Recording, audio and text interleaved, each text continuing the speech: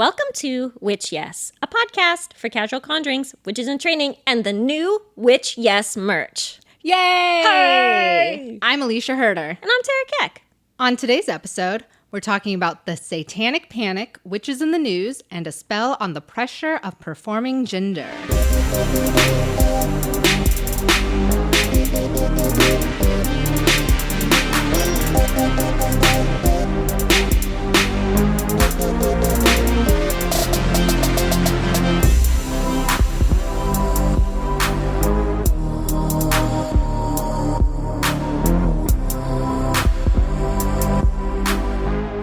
Tara, before we talk about this review, we have merchandise? Yes, surprise. Oh my gosh.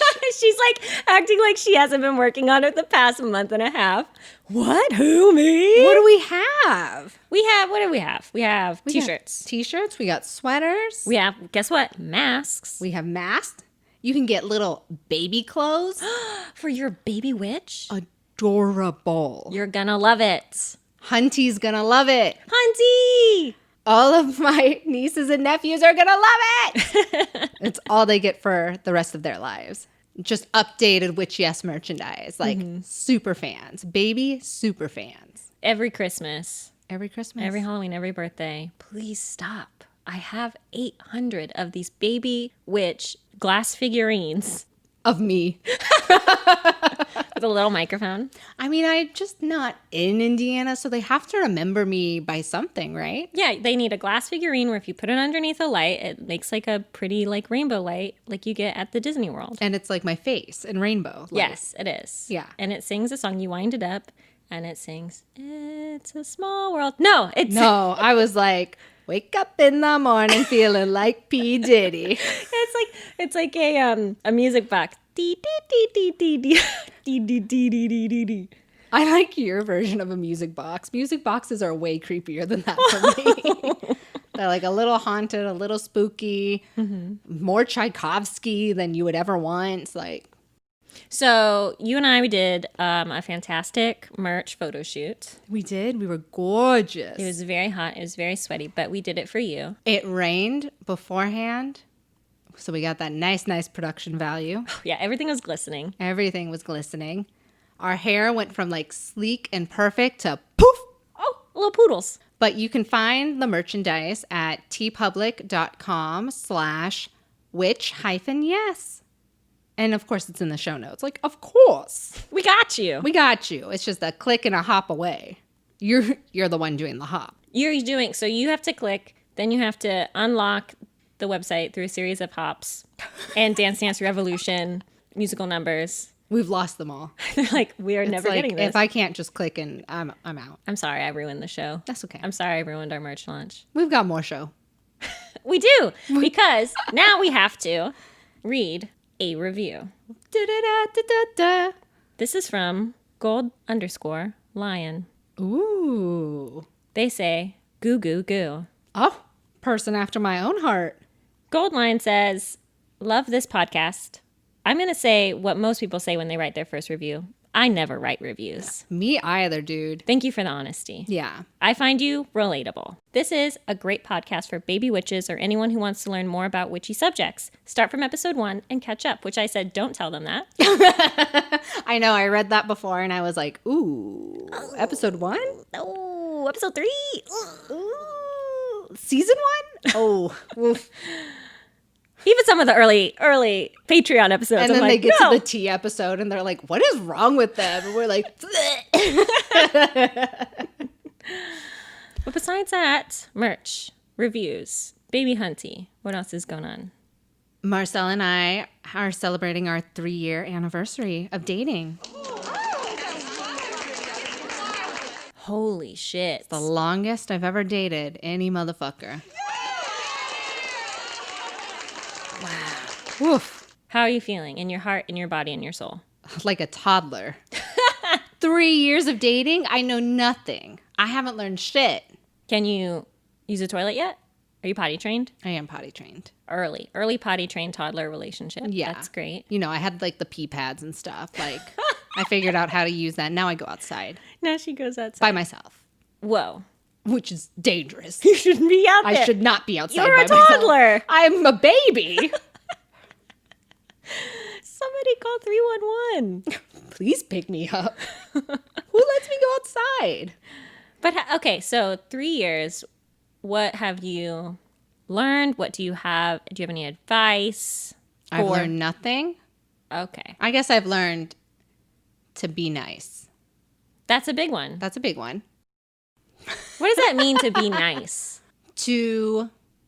I guess it would mean to reframe things in a gentler approach in an argument.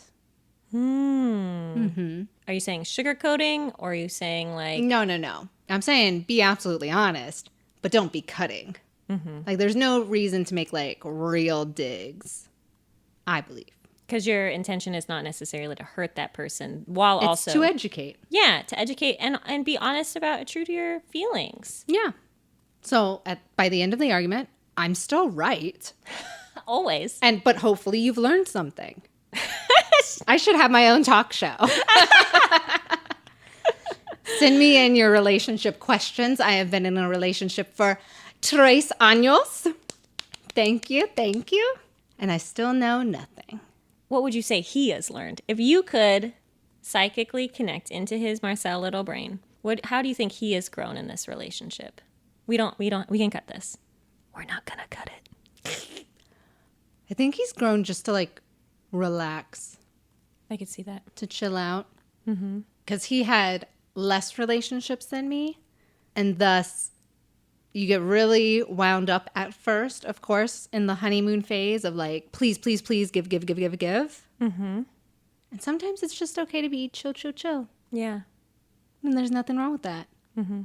So I think he's learned how to just like grow and be mature and how to educate himself from the arguments we have. Yes. Lots of growth. Learn how to take education. What have you been up to? What's your any big news? Any fun news? I got a lot of big changes coming up. Ooh. So I'm not going to talk about them yet. Okay. Because they haven't happened yet. And anything could happen. Anything could happen at any moment. That's true. I live my life basically assuming that the big asteroid is coming within 10 minutes. So I better get my shit together. Well, at that point, if it's coming in 10 minutes, like you really don't have to get anything together. Well, if I don't complete this crossword puzzle before the big asteroid comes, I'm going to be really mad. And I think so will everyone else that's ever believed in me. So I should probably like get my shit together. Like if I don't apply to this job, if I don't, I thought you were talking about bathroom. an actual crossword puzzle. And I was like, nothing frustrates me more than a crossword puzzle. Oh, really? No, I mean, the crossword puzzle was a metaphor for like labor and work, but why? They're normally so random. And I have a lot of random trivia, but some of it is like, in what city was this museum built? And I'm like, I don't fucking know, dude. I was educated in Indiana. I barely believe there were mountains. I didn't even know there were mountains until I saw them, Like, Mm-hmm. So I guess let's jump into it. Okay, so we're talking about Satanic Panic today. And honestly, I had no idea what this was. Really, I've been obsessed with this for a really long time. That's so funny. We are opposites.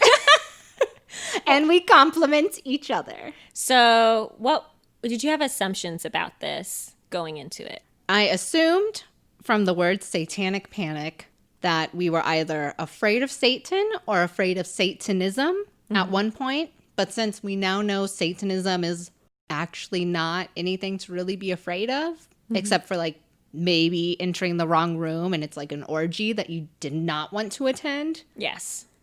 I'm assuming it can't be about Satanism now.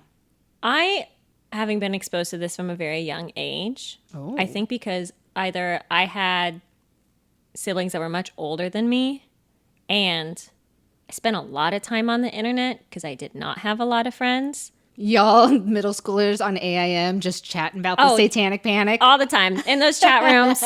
And yeah, so I've been really interested for a long time in the ways that we make assumptions about each other. Mm-hmm. And the Satanic Panic and sort of its like reoccurring themes of there's a devil and he's out to get you personally and he's affecting the youths. That's so funny because why would the devil care about you?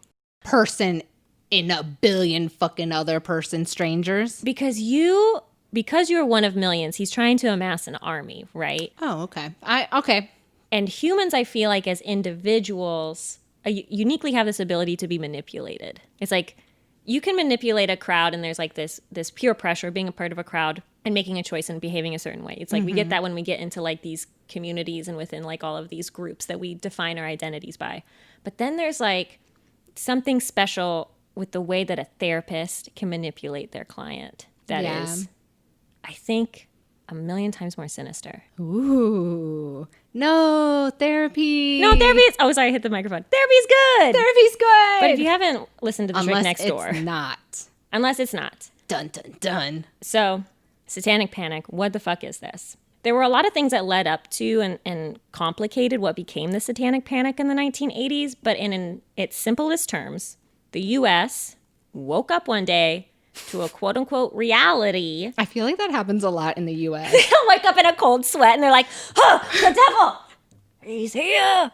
Is police violence out of control in 2020? Yeah, they're just like, oh, was there fucking mud in your eyes? But they wake up to this, what I said in quotes is a reality, that satanic death cults were numerous and active all over the country, and that these cults wanted to eat your children. Oh. Yes. Okay. So satanic death cults are engaging in what's called satanic ritualistic abuse, a term that we'll get to in a minute, and they're kidnapping your kids. They're abusing them, they're molesting them, and they're murdering them. These cult members are picking them up at playgrounds, at daycares, which you should remember. We're going to get to that later. And off just like the goddamn street as they're walking home from getting you cigarettes because it's the 1980s and children do that still. That's crazy. So this didn't just happen in the US. It happened in Australia, the UK, South Africa, and Canada. So places that Britain owned over a period of time, which I think says something. Is this just our British blood, like all just going in full force? Like, oh, yeah. Complete paranoia. We have to control young women or they'll kill and eat babies, get abortions and smoke and wear pants. Oh, man, that sounds so much fun, though. So how could this happen? Let me tell you. The original Satanic Panic, which you might be familiar with if you listen to the Malleus Maleficarum episode. Great episode. So very good. A lot of this is going to sound familiar because a lot of it already happened back in the 1400s. Ah, so history repeats. Over and over again. In the 1400s, up until the 1700s, Europe and the U.S. kind of felt like the world was ending. Enough people believed that Satan's force in the world was very real and that he was assembling an army of witches and the damned to take over the world and drop kick it into hell. And to be honest, life was just pretty shit for those 300 years. They went through like a little ice age, like there was horrible famine. Like a little ice age. So you really can't blame them, but I also kind of feel like you can. At that point, are they just hoping, though? That this is it? Are they like, please, God, take me? I mean, do you hope the world is ending right now? Because that's kind of how I feel. I'm not hoping it's ending. I feel like it's ending, but I'm not hoping for that.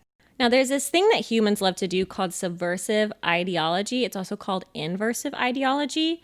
You take any kind of like prevailing moral value or ideology and you think of the opposite, and you make assumptions about people that are, you know, other, and assume that they are that sort of negative version of your ideology. So here's an example. Penelope is Catholic and likes to go to Mass on Sunday. There she sings hymns and prays. She then takes communion, eating the Eucharist and drinking the wine. Okay. She's over here. She's great. She's got little pigtails. She is 17, getting ready to marry her high school boyfriend. Love it. Now, in the inversive or subversive ideology pool over here on the other side is Lorraine, and she's not Catholic. So Penelope assumes that because Lorraine is not Catholic, she must go to a black mass where she sings and dances in a rude and sexual manner. She commits apostasy and makes dark prayers to the devil, whereafter she eats the flesh and blood of unbaptized babies. That one does sound more fun. I mean, have you ever been to a rave? A rude and sexual manner, dancing in a rude and sexual manner? That's the only dancing I do. This is all I've known. I mean to offend as many people as possible when I dance.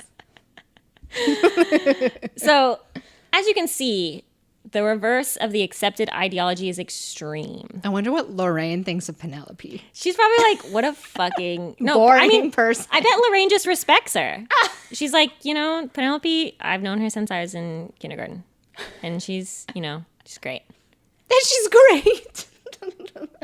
I really only see her on Facebook. And after the 2016 election, I muted a lot of her stuff. But I'm sure at her core, she's a great person. Yeah. But anyway, so the whole deal is that issues with subversive ideology come up in communities when they're going through a period of social change. So everyone is like feeling anxious about the future. They're like, I don't know what's going to happen. There's all of this upheaval. And everyone says, I need to find somebody to make responsible for my anxiety. So I'm going to pick, basically insert any marginalized group here. So it's like witches, Jewish people, immigrants, Protestants, Catholics, Native people, and satanic death cults. So is this because the anxiety thing is interesting, is this kind of putting a face to one's fear of their own mortality? I think it's one's fear of anything. And I think mortality is a big part of it. But I think another part of it is like, what is the most good? What is right? Mm-hmm. It's like your fear of change, your fear of being proven wrong, like all of this anxiety about like your identity and your rightness and like preserving whatever it is that your identity is. Mm-hmm. When that comes into question, it creates an anxiety that you can't necessarily be like, it's Hank over there. Hank is doing this to me. But if you have the ability to do that, oh God, what a relief. Because it's not just me having to like have complex feelings about things, Yes, I don't have to change. Hank has to change. That little bitch. Yeah. Ugly. Disgusting. Pocketed. Faced. Potato. Wow. Assed. What dick Hank hurt you, dude? Hank Green, and he knows why. So, what was this massive social shift that happened in the U.S. that threw us into a moral frenzy?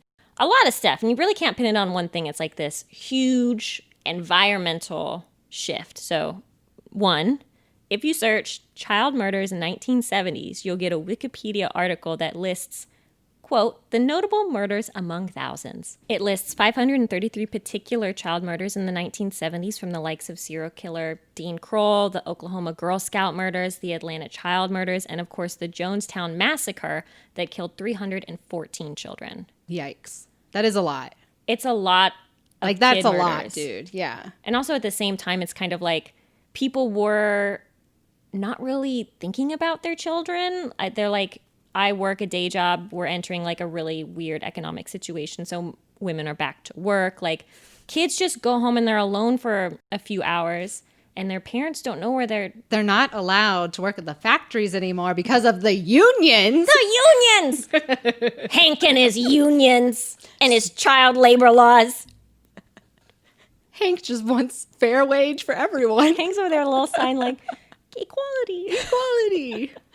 So it's like in the 1970s and the 1980s, do you remember, like, I don't know if you would Do I remember? If you would in particular remember, but like they had those advertisements at 10 o'clock at night that it's like, it's 10 o'clock. Do you know where your children are? No. Yeah. This was the thing? I was at home. You were at home. I was well watched. 10 p.m. Exactly. So, two, movies and media were really digging the devil at the time. So Rosemary's Baby came out in 1968. Which Omen. Is so scary, honestly. I read the Wikipedia article and I was like, I can't go to bed. Like, it's like an old movie. So you're like, okay, I can put some distance. And then when it gets to like the climax, you're like, whoa, dude.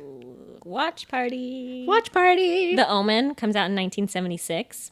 And then The Exorcist comes out in 1973, which Tams said she slept with a Bible underneath her pillow for a long time after that movie came out. That's so funny. So we got the media. We got the children. They're going missing. Then number 3, the book Michelle Remembers was published in 1980 that details the account of Michelle Smith as she unearths repressed memories from her childhood with therapist and eventual husband, Lawrence Pastor. This woman, Michelle. Mm-hmm. She recovers this memory of her mom abusing her. Okay. And then that memory starts to transform into her mother being a part of a coven. And then that memory starts to transform into her mother abusing her through the coven. And it eventually settles on an 81-day ritual where this satanic worshiping cult summons the devil and offers her up as sacrifice and is only defeated thanks to the intervention of Jesus, the Virgin Mary, and Michael the Archangel. Hold up. Right. So this fucking book comes out and it's like, it's real. It's nonfiction. I'm stuck on the 81-day ritual because if someone kidnaps me, I'm not going to know how many days I'm there. And even if I like write it on the wall, like tally mark the wall. Yeah, like you're in prison. I can't tell you what happened on day 5 This is true, yeah. of 81 days. That's over 2 months. Yeah, that is. I'm like, did you look at the moon? Like, how did you... Oh, that's a good way to do it. But like, do children know about the moon? Was she allowed to see the moon? I would assume you're like not seeing the moon.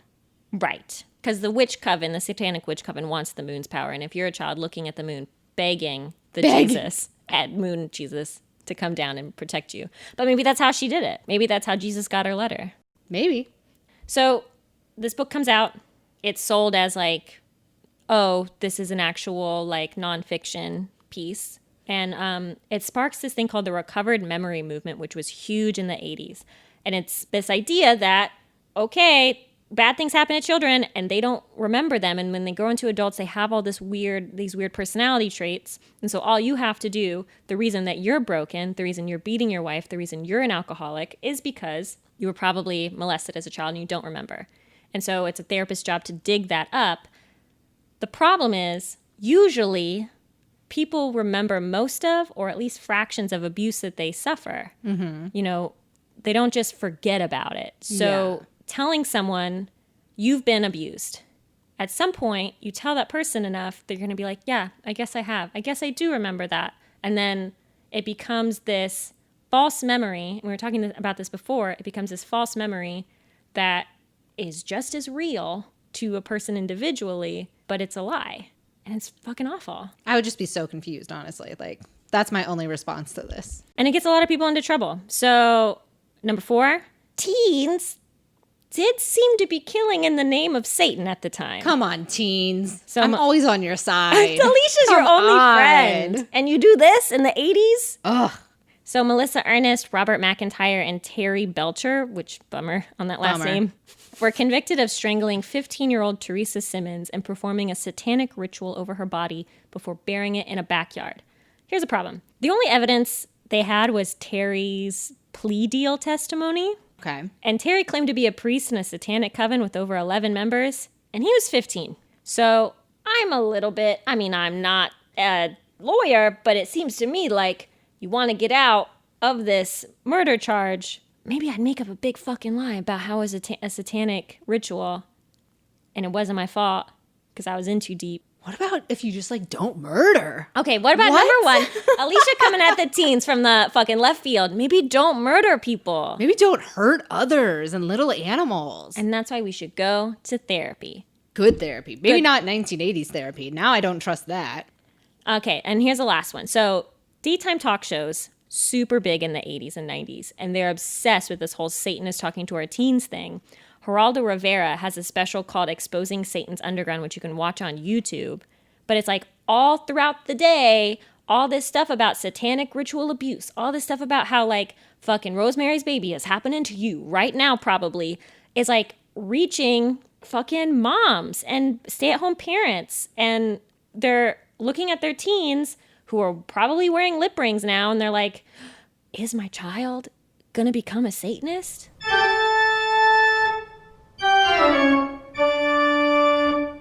This is the world you're living in. This is why we don't let rapists like Roman Polanski make movies. Yeah. Because it scares us too much. He's just a scary person. It was just very scary. So kids are actually going missing, and the U.S. is suddenly awoken to a harsh reality that their kids are not safe. People are molesting, kidnapping, and killing children. Children are killing children. There's all these devil-ass movies out there. Geraldo is interviewing Catholic priests who say, yes, the devil can possess you. And then Michelle Remembers is published, sold as a nonfiction, and everyone is anxious women are in suit jackets, and they don't know what to do with all of this change. With the big shoulders for Jesus. Huge shoulders. Huge shoulders for Jesus. For carrying Jesus. You're a Jesus pyramid. All of the women stand on each other's shoulders to reach him and hold him on high. I love that. Oh, man. So that is so interesting because my research for it was like a little different from a political angle, but it all feeds into each other. as above, so below, of course. Hell yeah.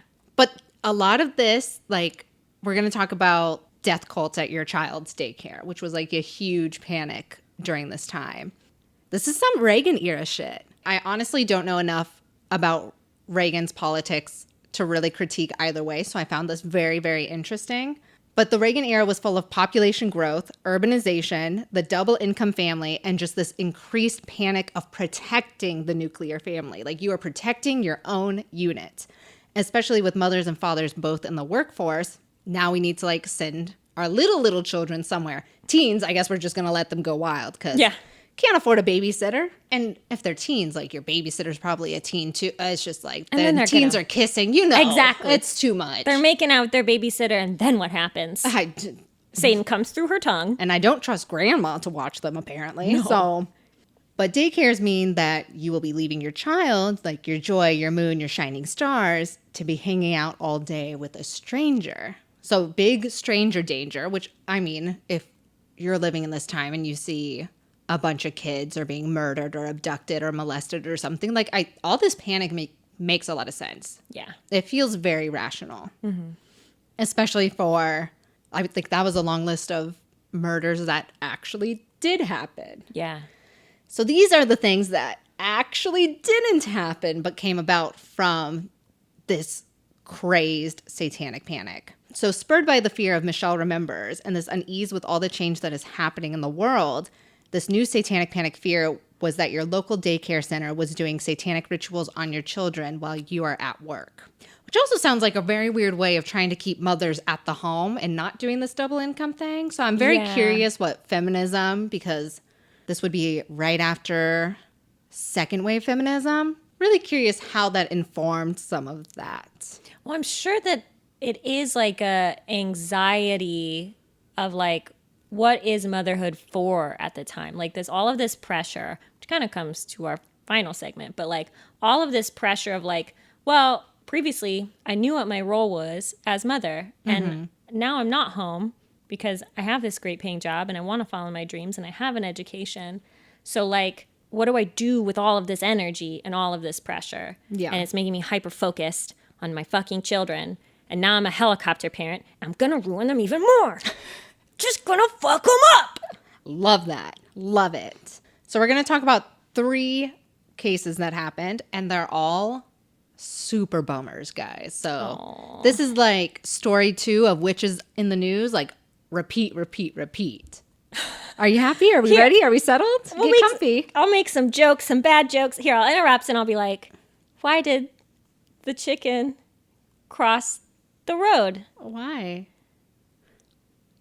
Because she was worried about her kids in the preschool. And I'm sorry.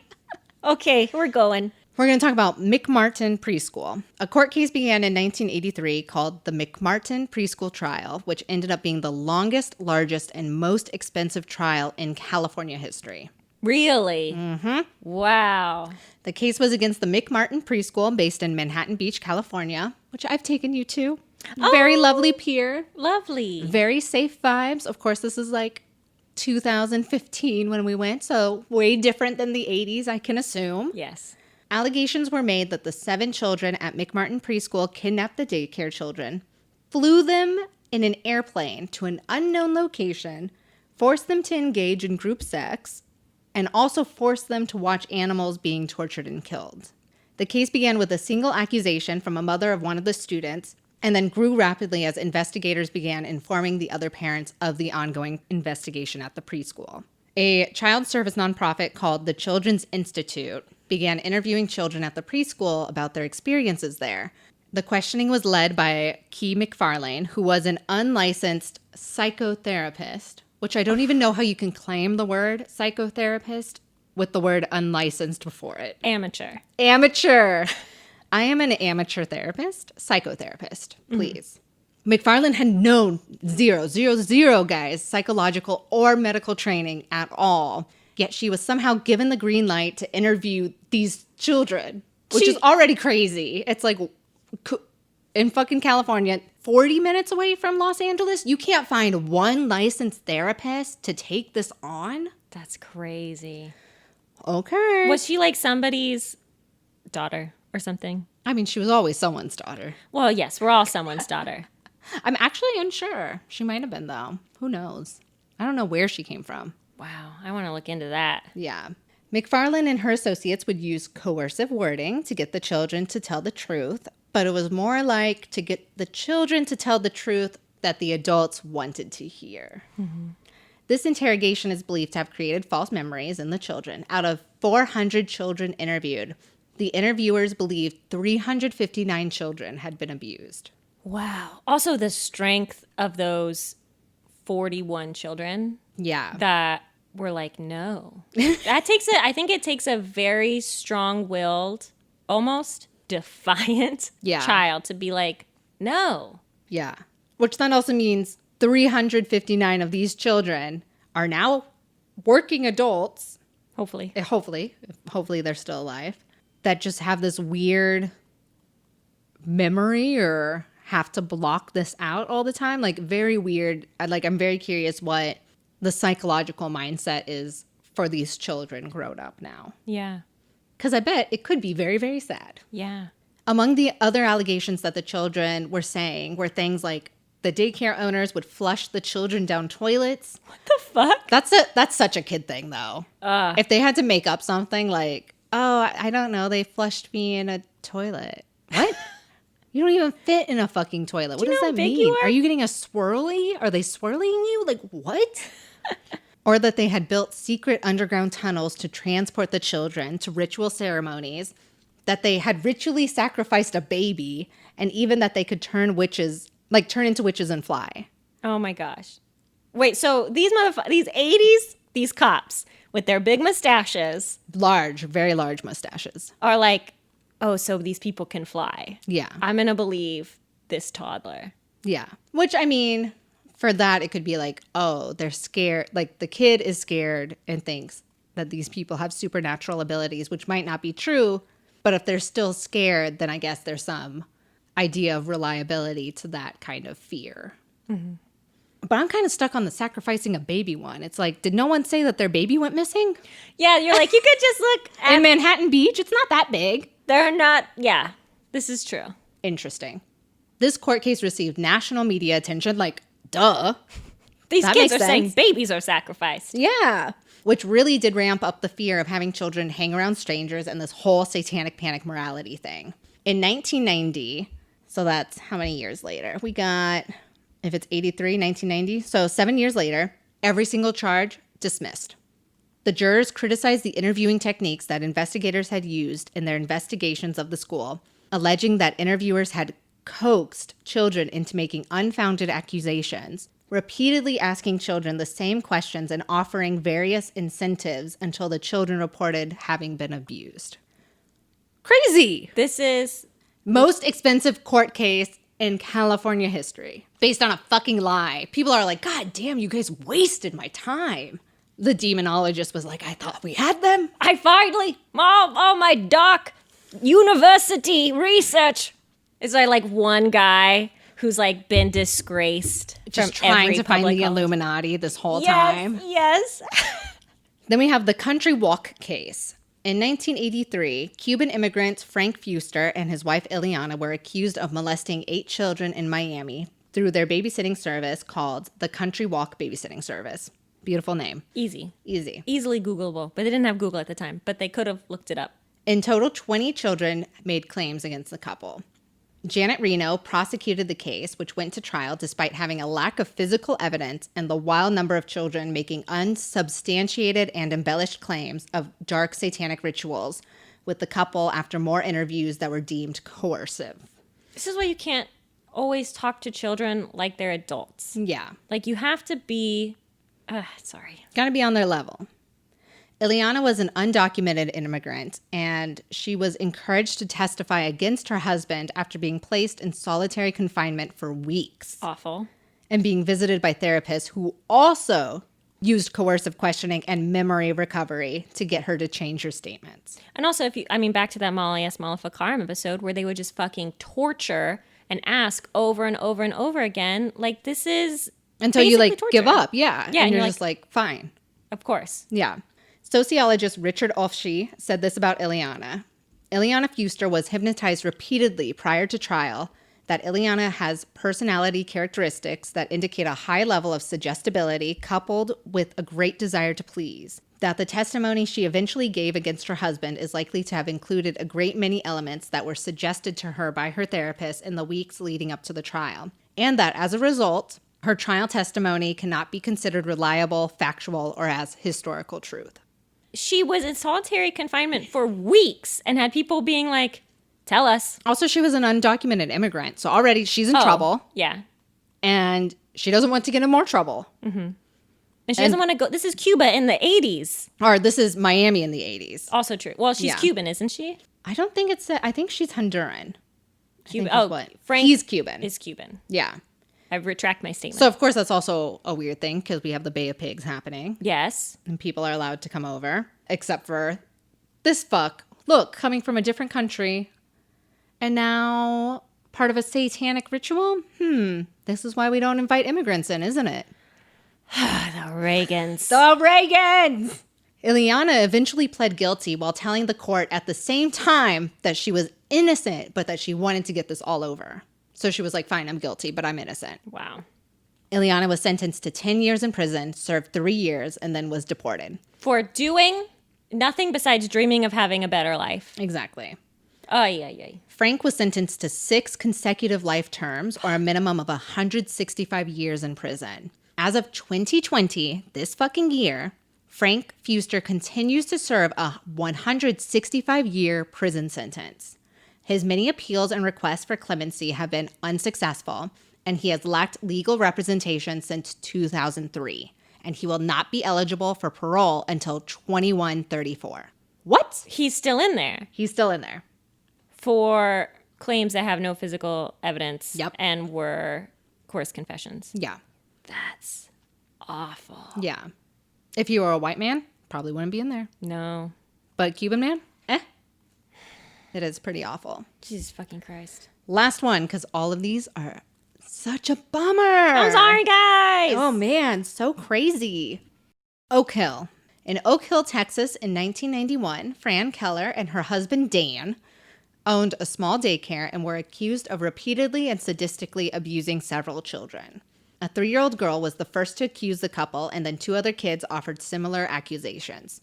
The children said that the couple served them blood-laced Kool-Aid. Ew. And forced them to have videotaped sex with adults and other children. Blood-laced Kool-Aid, I can be like, yes, a child could think of that.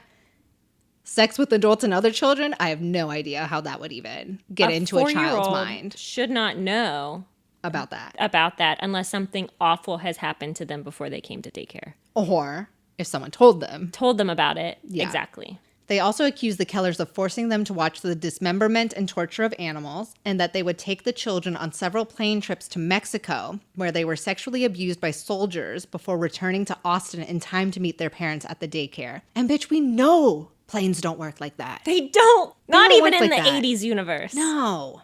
When the accusations arose, the Kellers fled the state, which seems very guilty, not gonna lie, guys. Suspicious. Later explaining that their decision to leave was due to the fear of seeing these other sentences that were going on for daycares that have been impacted by the Satanic Panic phenomena. And it's like, okay, the California one, the Miami one, but there were so many others. A lot of others. So I can kind of understand being like, I guess we should leave. Mm-hmm. I don't know. I don't fucking know what else to do. It seems like everyone's guilty. Mm-hmm. I can kind of feel that. But obviously, if you're fleeing, that does kind of imply guilt. It almost makes me think, is there something else that they weren't, like, is this a money laundering scheme? They were pushing credit card fraud. Coke money through the daycare service or something, and they didn't want to get found out. Or maybe you can just be afraid. Yeah. That's normal. The trials for the Kellers was only 6 days long. So we have California lasting like 7 years. And over here in Texas, mighty justice, big state Texas, 6 days. We get to the point, we're done. The first child whose testimony began the investigation at first stated that no abuse had actually been taken place, but then she had been coached to claim that abuse had occurred. So on the stand, she says nothing happened. And then a prosecutor comes and says, but do you remember, slides a Werther's original across the... Do you remember about the This parrot thing? that pinched your pee-pee?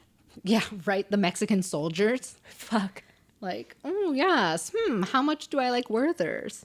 Joking aside, the only physical evidence of abuse that was presented was by an emergency room physician who examined the 3-year-old girl on the night she had first accused Dan Keller. The doctor testified at the trial that there were 2 tears in the girl's hymen, which was consistent with the accusation of sexual abuse. So, understandable that you'd be like, this is not normal for a 3-year-old, possible sexual abuse. My only rebuttal is this hymen thing is a fucking lie. It is. And that you can ride a horse and break your hymen. Like, there are so many ways you can naturally break your hymen before having sex that that's not even enough to really go by. Yeah. I mean, she could have ridden a little bicycle. Yeah, It she could have happens. fallen. She's 3. They fall all the time. They're tumbling all the time. Just love tumbling. The Kellers were both found guilty and were given sentences of 48 years each. 3 years after the trial, the same doctor said in a slideshow presentation on normal pediatric hymens, which included a photo that was identical to the one of the girl. So this is a normal hymen, even though it has 2 tears in it, but it's still normal for a 3-year-old girl. Mm-hmm. Meaning that, bitch, you just lied 3 years ago. I also think people don't fucking know anything about people's who have vaginas bodies. Oh, they don't yeah. know anything about the bodies also of young, like little kids. Totally. It's like there's a lot of misinformation out there. Yeah. To the point where in the 80s, they would believe the hymen myth. In 2013, at a new trial, the doctor said under oath about the hymen accusation that he was mistaken. Whoops. Whoops. Someone's in jail. Whoops. What? How many years later is that? 1991 to 2013? Oh, nearly 20 years later, sir? Now I will say that it was a mistake. Sorry, guys. My B. Both of the Kellers were released in 2013 due to the flawed medical examinations of the children, the prosecution withholding information from the defense, lack of physical evidence of abuse, and the unreliability of child testimony due to them being so open to suggestion and coercion. On June 20th, 2017, the district attorney's office announced that the case against the Kellers had been dismissed, citing actual innocence. I'd be so pissed. They were like, actually, you're innocent. You're like, yeah. You're like, fuck you, I fucking know, dude. Come on. The ruling made them eligible for compensation for the 21 missed years of their lives. In August of 2017, so a few months later, they were awarded $3.4 million for the wrongful conviction. So it's like, what's the price of a human life? I guess in these scenarios you find out. Well, they're probably, I mean, if they were adults in the 80s, lost 20 years, 2 decades of their lives, like if they wanted to have kids of their own, if they had any... If they already had kids of their own. How do you lose out on like 20 years of having a relationship with your child? Like, even with your significant other. Yeah. Like you've got your jail girlfriend now. Then we were also thinking of talking about the Satanic Panic in terms of like rock and roll songs of the time, which were supposed to contain subliminal messaging. But we think this is so spooky and wacky as fuck that we would love to dive in deeper on that subject at a different time. It's nuts. So we're clocking it, and it's a weird thing, and it sounds like fun to talk about. So we'll leave it for later. A little treat. A little teaser. So that's a lot of stuff. So the question being, could something like this happen again? And I think absolutely. Tell me your reasoning. It's so similar to the Salem witch trials and other witch hunts, and even kind of relates to McCarthyism and the Red Scare. And I don't know, it happened in the early 1980s. Like, that's not that long ago. No. Like, it's before we were born, but not by much. No, yeah. And I think people just have a hard time learning the lessons. There's something extremely sinister about like the spiritual element of this that like completely dehumanizes people to the point of like, we believe they're fucking eating babies. Yeah. It's 1980 and they're eating babies. Like the fact that they're doing it for like the ultimate evil. Yeah. That just, the leaps, the assumptions to be like, we need legislation Yeah. against these baby-eating Satanists. And there's a part of me that's like, oh, this can happen again because of the internet. There's another part of me that's like, this could super happen again because of the internet. Yeah. Deep fakes. 100%. Oh, yeah. Like QAnon is blowing up and Yeah. stuff, which is full of like conspiracy theories. And That's totally, actually, talking about fucking kid molesting rings of Pizzagate and QAnon. oh, right. That's totally, I forgot about Pizzagate, dude. like, that's I 100 think I threw it in a compartment and put it away on a back shelf. a very tiny drawer in the memory palace. Yeah. But then you even have like weird real things like Jeffrey Epstein. Yeah. That whole thing where it's like, we have all these allegations, no information, the person in question is dead. Mm-hmm. And then it's like, okay, but how often could these these incidences happen? And if it's something where, oh, maybe it could happen a lot more than you think, then that would easily be able to be like picked up and used and weaponized. And I think we're in a very interesting place right now, post-pandemic. Like, a lot of people are going out doing their thing. A lot of people still aren't. Yeah. And which is good on you if you're one of the people who still aren't doing anything or don't feel comfortable doing things in, you know, quote unquote public. Nothing's as public as it once was. Mm-hmm. But I feel like that could lead to other fear, and also that idea of like protecting the family, the core unit of the family. Like, we're protecting against disease. We can't be around other people. And maybe that makes the definition of other a bit larger. Yeah. But just this fear of like, we have to protect our own. And especially now with the government and everything. Oh, gestures to everything. I just gesture, big gesture. It's not like they're helping. No. Like the unemployment was good when it was happening. It's been on a hiatus for like over a month now, which is still kind of crazy for those millions unemployed. Schools aren't back in school, stuff like that. Like, and the government being like, well, schools should be back in, like, lots and lots of things. And it's this distrust that the only person who actually gives a fuck about you has to be your core unit. Mm-hmm. Which is, I mean, that's going to lead to our destruction, ultimately. Yeah. If we keep this mindset, like, we have to be able to trust the community that we're in. Mm-hmm. And, like, grow and help each other and, like, help a stranger when you can. Yeah. Or you're going to get into this like weird thinking and fucking actual witch hunt someone, you know? Yeah. And I think that term is like so overused for like... Oh, especially like the past 4 years in politics, witch hunt has been like grabbed by the Trump administration for anything that anyone says is like against, like in opposition to them. Any kind of critical analysis. Yeah. Is, oh, you're witch hunting.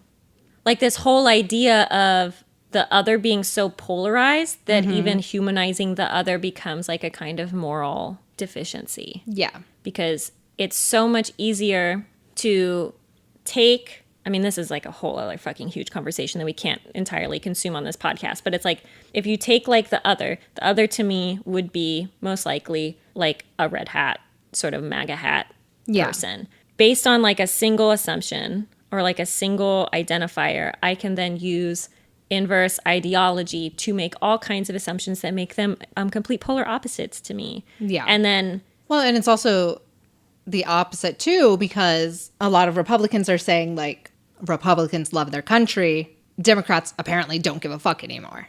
And it's like, that's also not good thinking. Yeah. Like, it works both ways, which is why everything's bipartisan and polarizing. But it just sucks. It's so hard to like hold these complex Rubik, like each individual person is like a complex Rubik's cube. Yeah. That like it is impossible to truly know them. And it doesn't mean we shouldn't keep trying. Like, we definitely have to. But like using like these tactics that lead to panic and lead to forcing kids to admit that they got taken to Mexico and were raped by soldiers, like that doesn't seem like the way to go. Yeah. Do we have to go witches in the news? Can it all be? Some of the witches in the news is good. Okay. Well, two. Okay. All right. A few people die, but it's okay. In conclusion, I think for this section is remain vigilant, remain critical, and give a shit about other people. Trust others. I don't know. Do you have anything? I guess I like to be vigilant. I like be critical. And I think be kind. Oh, be kind. Yeah. Even when it's hard. Because you don't know what that person's thinking. Or you not in a, oh my God, they're going to attack me kind of way. Like, you you don't know what their day was like. No one knows what anyone's days are like ever. So Being just kind is a be nice. great gift to yourself. Yeah. It is a heavy and bountiful gift to give to yourself. Yeah. It is the cornucopia of the good feelings. The good feelings. So, moving on to Witches in the news. Hey, Yay! this is we're done with the Satan. Oh, Maybe? Yes. Done with Satan. Definitely. First up, we've got a new live action Mulan. And we have our newest bad bitch witch in Mulan. Hell yeah. After a pandemic-sized delay to the release of the live-action remake of Mulan, Disney Plus has now offered the movie through its streaming service. And in that movie, a new character by the name of, and I haven't heard it yet, so I'm really hoping I'm saying it right, Xian Yang, that is creating quite a witchy buzz. Xian Yang, played by actress Gong Li, is a witch with many dark talents, including the power to possess other bodies and the ability to shape-shift into various forms. Like, love this bad bitch energy. Amanda Silver, one of the writers on the new Mulan remake, said that there was a major theme running through the new live-action remake. Silver says, the truth is that women with power have been vilified for a very long time. The more powerful they are, the more threatening they can be. The bigger the shoulder pads, the pointier their perspective. Yes. According to an interview with Vanity Fair, they use that narrative to fuel Gong's character, making her the witchy right-hand woman for the villainous Bori Khan, who is the new Shan Yu villain for us who know the old animated classic. Wonderful. Because of her power, Xian Yang has lived a life in exile and has found that working for the murderous Bori is the closest thing she'll find to acceptance. Oh no. I know, isn't that a beautiful, little character arc that we're beginning? I'm so excited. Me too. You can stream the new Mulan on a Disney Plus account near you. To be warned, the film is $30, but also, to be fair, if you buy the film and have at least 2 people watch it, that's the price that you would have paid if you had gone to the movie theaters. All right, to our raw fucking gross ass meat in the middle. Oh God, so raw. Oh, the fat.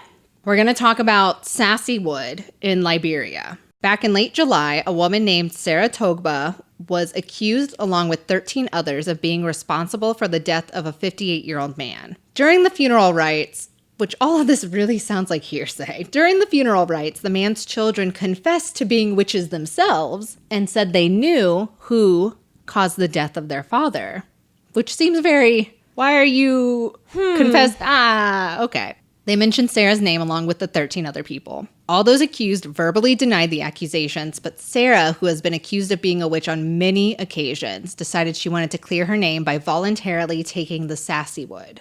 What is this? The tradition is that there is a tree in the bush that is called the Sassy Wood tree, and if you eat the bark of that tree and you're innocent, nothing will happen to you. If you are guilty and eat the bark, then eating the Sassy Wood will kill you. Is it poisonous? Yes. Oh, no. Multiple people saw Sarah go into the bush and come back with Sassy Wood tree in her mouth. And unfortunately for her, Sarah suddenly fell and died on the spot. Because it was poisonous. Yep, exactly. So by you taking it and you're innocent and nothing will happen to you, the tree is super, super poisonous. If you eat the tree and nothing happens to you, that means you'll immediately throw up what you just ate so that the poison isn't in your body. Oh, no, And if Sarah. you don't immediately throw up, that poison courses through your cute little body and you die relatively quickly. Oh, Sarah. Oh. Sarah voluntarily ate the Sassy Wood, which many witnesses said no one forced her to do so. However, eating the Sassy Wood or drinking a potion that uses Sassy Wood is known as a trial by ordeal in Liberia, which means that you have to conquer this thing that will most likely kill you, or else it means you're a witch. So it's similar to the torture from Salem witch trials. Oh, yeah. Other witch hunts. If this thing doesn't happen to you, even though it's you're causing pain. Mm-hmm. You're causing pain, you're causing torture. This thing is supposed to hurt you. But by God's grace, you're going to be innocent. That's okay, we're going to tie up a witch. We're going to tie up a little girl. Yep. We're going to throw her into the river. If she floats, she's a witch. If she dies, and floats and sinks to the bottom. She wasn't a witch, and it's a shame because we killed a little girl. Yeah. And I'm like, God damn it. So it's like, eat this thing or drink this potion, and hopefully your body is just like, and you throw it out. And then hopefully none of it's left over. That's so awful. And if that's not the case, then, dog, you just got poisoned. Oh, that's awful. So, yes. And so, as a fun little thing, in the year 2020, things like this still happen in other places. Probably here too. Probably all over. Probably all over. But the more you know. Da-da-da-da. Exactly. For our last story, we are going to read the obituary of Holly Blair, an Idaho witch whose obituary has recently gone viral. This is her obituary. Holly Blair exploded into glitter and bats on August 17th, 2020. She is survived by 4 spoiled cats, 2 stinky dogs, 3 bad birds, Oh, no. a turtle, and an utterly useless frog named Fred, as well as 3 children and a husband of little to no importance. Fuck you, Derek. I tried to divorce him my whole life. Her remains will be interred under a tree with a ridiculous multitude of animals she rescued, both wild and domestic. Her future plans include drinking beer with Terry Pratchett and flying across the moon on her broomstick on Halloween. She has also promised to communicate with us from the beyond via the cockatiel psyche. What? I don't know. One of the bad birds. I don't know. We ask that everyone carve extra jack-o'-lanterns on Halloween this year in her honor. All hail the Wicked Witch of Juniper Road. Oh, Holly. Holly! Thank you for that enjoyable obituary, and we hope that you enjoy your broomstick ride across the moon this Halloween. Oh, Was that lovely? that was so lovely. That was so sweet. Sorry about your husband, Holly. Sorry. Did he do something to you? Oh, she doesn't care. She's like, fuck this, man. I'm out. Sorry about those bad birds, though. Also true, man. But we love Fred. You don't have to be useful in order to be wonderful. Yeah. All right, so we're moving into our final segment. I don't know if you guys know this, but every time we move into the final segment, Alicia and I do hands. We gesture them. We blood float them. circulating. We do. Oh, I wonder if any of my bones will pop. Which is normally a bad time, too, because we have to have the AC off. So we've just been sweating, and it does kind of it's so smell every stinky. time we lift our arms. I used men's deodorant this morning. Oh, wait. Are there men's deodorant? Let's move into our spell. Do it. This is a ritual to reject the pressure to be feminine originally, but I think we could change it to any gender. Hell yeah. So I've been thinking a lot about this spell from the book Basic Witches by Jaya Saxena and Jess Zimmerman. I think about it whenever I'm speaking to my team at work or whenever I get on a Zoom call and I'm looking at myself instead of everyone else. Did you know, fun fact, because I Yes. didn't know, you can turn that guy off. Me? You can turn yourself off once you're on the Zoom call Like so no one else can see me or I can't see me? so that you can't see you. This is a game changer. Fuck this spell. We're going straight to credits. No, I'm kidding. I also think about it a lot when I'm like at my boyfriend's place and I'm like eating chips and playing video games. I think about it when I'm writing jokes for this podcast, actually. Like maybe they're too much. Maybe they're too masculine. Maybe they're too dirty. The dirtier, the better for the podcast. This is a ritual spell to reject the superimposed pressure to be feminine, the pressure from outside, and then replace that burden with the ways that you define your own femininity. Love it. So this is what you're going to need. Newspaper, cardboard, something to protect your table because you're going to make a mess. Just like the nail polish. Let's put Yeah. those newspapers out. But you're going to put out like a little line of toilet paper. You're going to need 2 sheets of white paper, Okay. a tube of pink or red lipstick, and then a pen of any color, your favorite color. I love that. Purple for me. So you're going to lay down your little safety mat, your newspaper or whatever, and then place 1 sheet of white paper on top of it. If you need to weigh down your newspaper so it doesn't shift, maybe like a big quartz, Oh. maybe like a black tourmaline, Ooh. then you're going to take the lipstick and write on the paper all the ways you've been pressured to be feminine. And then the author stressed this in their book. Make a mess, press really hard, and use the entire tube because the paper doesn't need to be legible. It's just supposed to hold like this emotional intent. It is a vessel for all of the things that you have been told are not in alignment with what your genitals are. Once you've used up all of the lipstick, set the container to the side because you're going to use it later. Take that piece of paper and fold it up 7 times because that's the most you can fold up most pieces of paper. Did you know this? So just until it's like super tiny. Basically. Okay. Not an airplane. Not an I'm airplane. doing like these other folds. She's like origami. It's a little tiger. The swan. The swan. So you've folded up your piece of paper. You've turned it into a little alligator. And then you're going to bury that fucker in some dirt. Love it. So in dirt, paper takes about 2 to 6 weeks to decompose. As it breaks down, so does its burden over you. Return to your altar. On your second sheet of paper... Wait. After I bury it or 2 to 6 weeks later? Oh, right after you bury it. Okay. So this is just like, okay, so you've done this one task. You're going to feel over the next few weeks as this weight, these dumbbells that are on your shoulders and on whatever else, wherever else you keep your genitals, on my shoulders. And then you're going to feel that weight lift off of you. Perfect. Back to the present, not Back in the to the future present. times. You're going to return to your altar. And on your second sheet of paper, using the pen in your favorite color, write all the ways you want to be seen, the things that make you feel valuable and loved. Aww. So, in my favorite color too? yes. Oh, I love that. So this is something that I think that I really love about myself is that I'm not afraid to be the first person on the dance floor. I'm not afraid to act all goofy and use silly voices in front of anyone. I'm almost always entirely myself. Love that. I'm also really hot. So Fucking first house energy in this bitch right here, you guys. it's all I got. I'm fun at parties. So then you're going to fold that paper up 3 times and then roll it up like you're making a little tiny secret scroll. Yeah, like she's like you're sniffing coke, I guess. And then you're going to roll it up and put that into the tube of lipstick. Love it. And then slide that lipstick tube underneath your pillow. Right next to the Bible that you're keeping. Right next to the Bible after you watched. Because Satanic Panic. Yes. And then probably all the other jars you keep under there. Yeah. It's like a Princess and the Pea situation. Like you have to be comfortable with being uncomfortable. And then you're going to sleep with it for 3 days.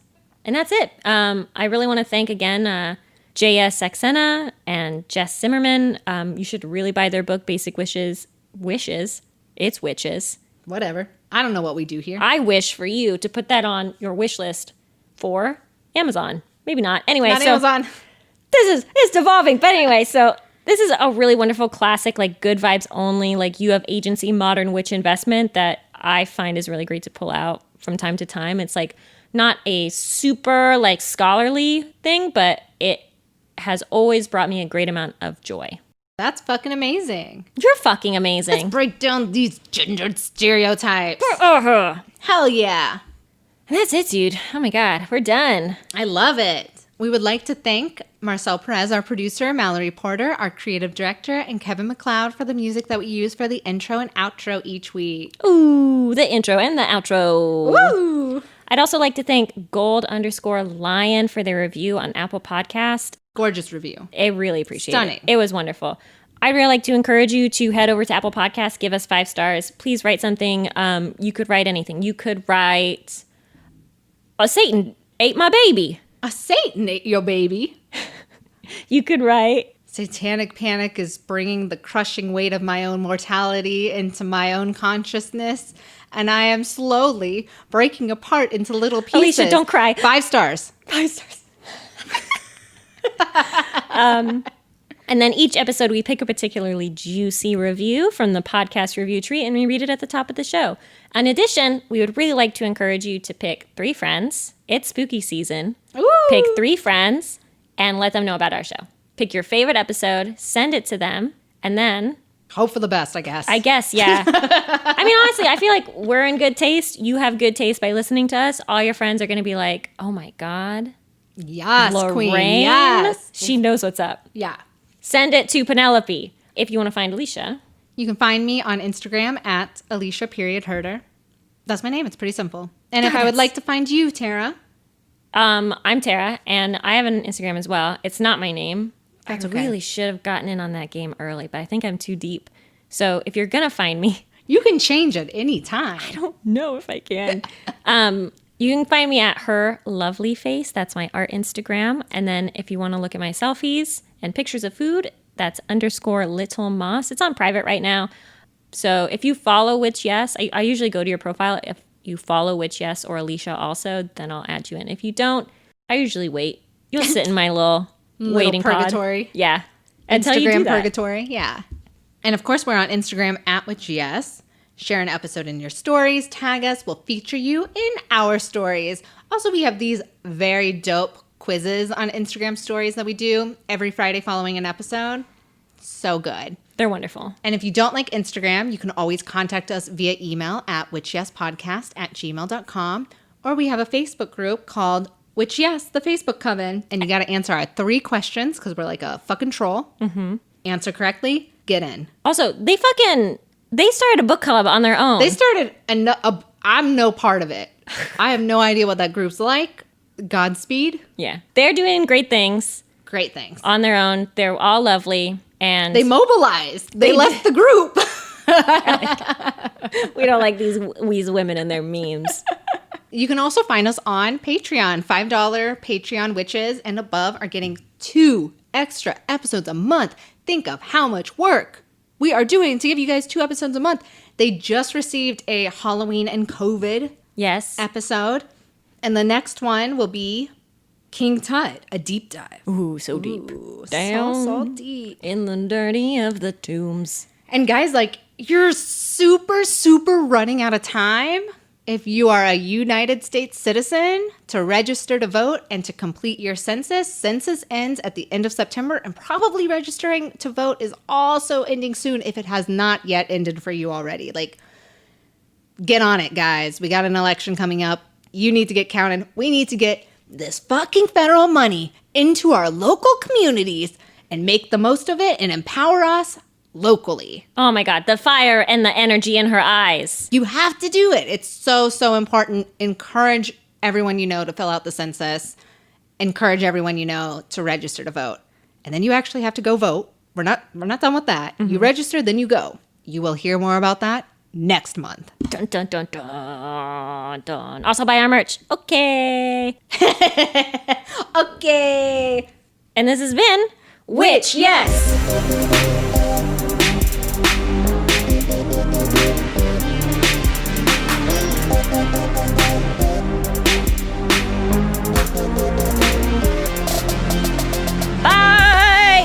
Buy our merch. Buy our merch. Ooh, look at my sweet pictures of my boobs in that shirt. In that shirt and in that sweatshirt. Wearing masks. We're wearing masks. This is already cut. This is gone. I love it. We do look hot in those pictures, though.